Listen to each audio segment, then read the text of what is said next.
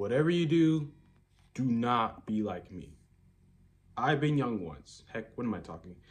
I'm still young. And when you're young, you learn by living. One thing I've learned over the past few years is that I really love to travel. Whether it's a local park down the street or a country 10,000 miles away, traveling gives you perspective.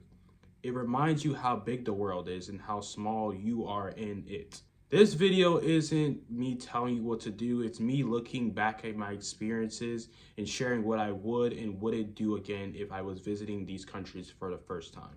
Over the last few years, I've been lucky enough to visit a few different countries. And for my first solo international trip, I went to France. Now, everyone has their own opinions about France. Before I went, all I heard were stereotypes that Parisians were rude and that the food was intimidating or that it was overrated. But personally, me, I loved it. I actually went to Paris during the 2024 Olympics with no research, no planning around that. I genuinely forgot that the Olympics happened every 4 years, my bad. But it was crowded, chaotic, and one of the coolest experiences of my life. That's one thing I would never change. What would I do differently? I would plan better financially.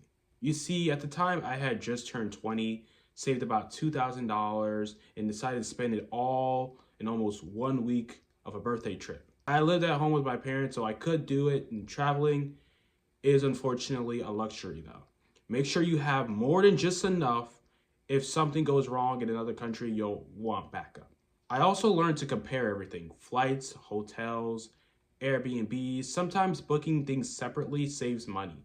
I chose a budget airline and survived just fine. Know that we all go into the same place, so it shouldn't really matter too much. And when it comes to where you stay, check the reviews. Make sure they're real. Watch videos of the place if you can, and always stay near public transportation. In Paris, I used the RER trains and buses the entire time. Google Maps carried me. It told me which platform, which time, which direction I was heading in.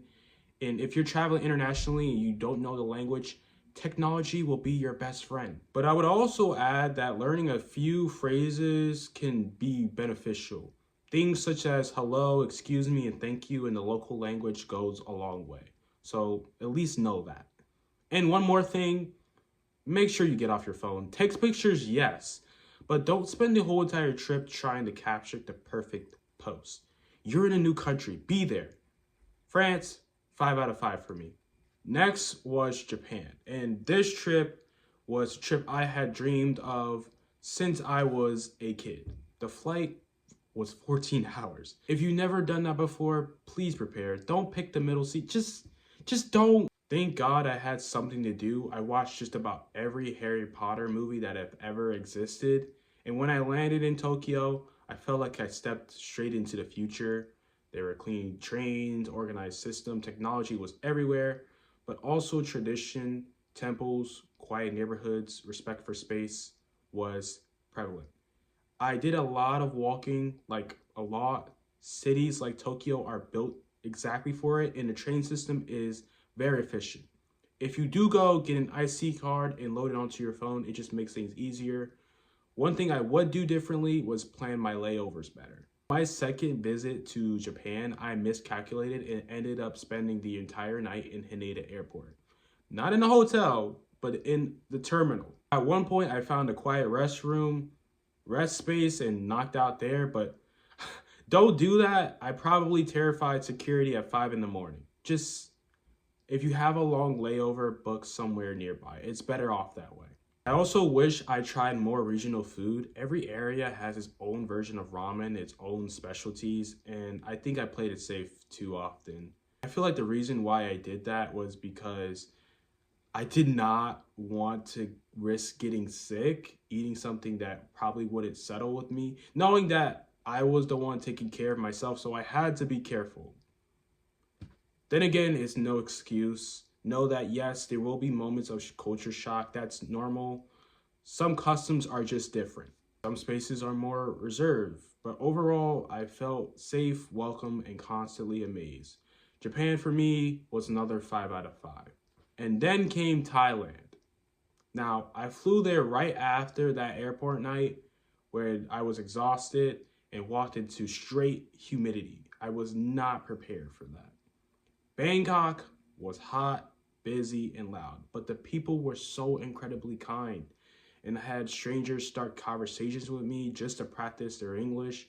I felt so comfortable there. Thailand was also very affordable compared to what I was used to.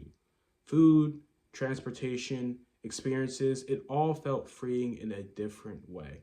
And if I went back, I would explore more than Bangkok. I heard places like Chiang Mai or Phuket have completely different atmospheres.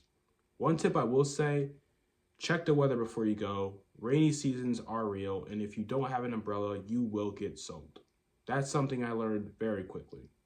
Thailand for me was a 6 out of 5. I would love to go back.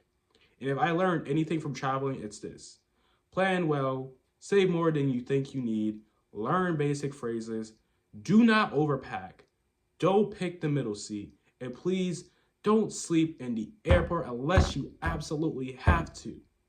But also take that trip. You'll never feel fully ready. There will always be something you didn't research, but that growth that comes from navigating a new country alone, you can't replicate that anywhere. There are still so many places on my list: Brazil, China, Jamaica, Mexico, and I'm just getting started, guys, so don't worry. But if you traveled somewhere you think I should go, let me know in the comment section below. I'm always up for a challenge.